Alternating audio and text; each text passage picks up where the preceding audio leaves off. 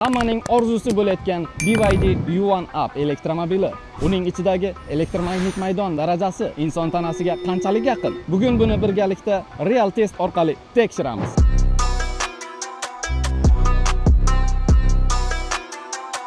BYD U1 Up elektromobili haydovchi o'rindig'idagi magnit maydon ko'rsatkichimiz 0,7 milligauss. Haydovchi oyoq osti